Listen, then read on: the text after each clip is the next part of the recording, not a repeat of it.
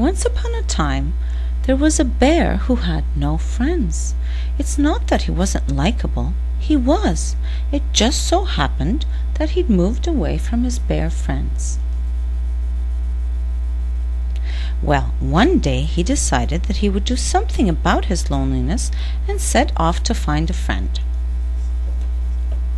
He walked for miles until he came upon a house. Pink it was, with shutters gold. He walked up to the door, raised his big furry paw, and knocked. "Who's there?"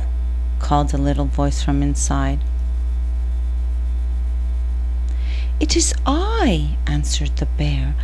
"I am friendly and I am a bear. I need some friends. Would you be so kind as to oblige?"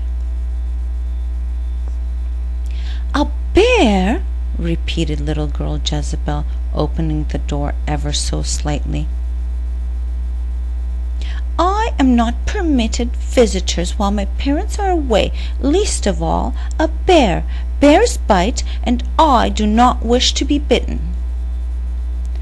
"I do not bite," said the bear with a frown. "I'm a kind bear. All I do is hug. I am friendly and warm and cuddly and soft, and I make a great pillow, I promise." "I'm sorry, but I have been warned about you, and you bite. You have big sharp teeth and can swallow little girls whole." "But I give you my word," replied Bear. "I merely want a friend. We have moved so far away from home, and I haven't had a companion in so long. Can't you please reconsider?"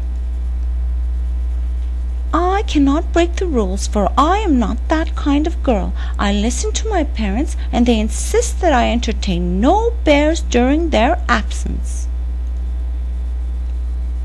Just then Bear raised his eyebrows, closed his eyes, and opened his mouth so wide it practically covered his entire face. He stretched his arms to the side of him, and oh, how afraid Jezebel became. She took a step backwards and awaited the most fierce of attacks.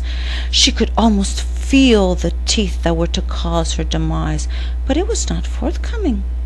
She waited some more, and watched Bear extend himself, arching his torso, protruding his ominous breast, baring his monstrous pearly whites and rose-colored gums. Still he did not approach. Jezebel's whirl did not cease. Her breathing was not terminated. She was not devoured. An exquisite wave of delight washed over her, and she realized that Bear, her bear, was yawning. "I'm a little tired," he murmured, eyebrows raised apologetically, a mild embarrassed frown creeping past his newly pouting mouth. "Would you kindly reconsider my offer and be my friend? I keep my promises, and a friend I would never eat." Jezebel evaluated the new developments and figured that if he hadn't eaten her by now, he probably had no interest in doing so. And so she decided to trust her yawning bear. "Do you mind if I call you Yawny Bear?" Jezebel asked, requesting permission in her politest manner. "Not at all, Jezebel," he replied contentedly. He was only too happy to accommodate his newest friend. "Won't you take my hand?" she asked, and put hers into his furry one. It was soft, welcoming, kind, warm, as he had promised.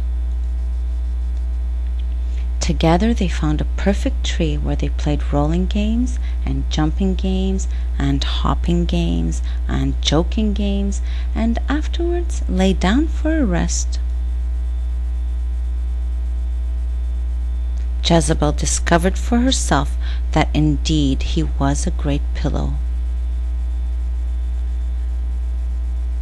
And together they yawned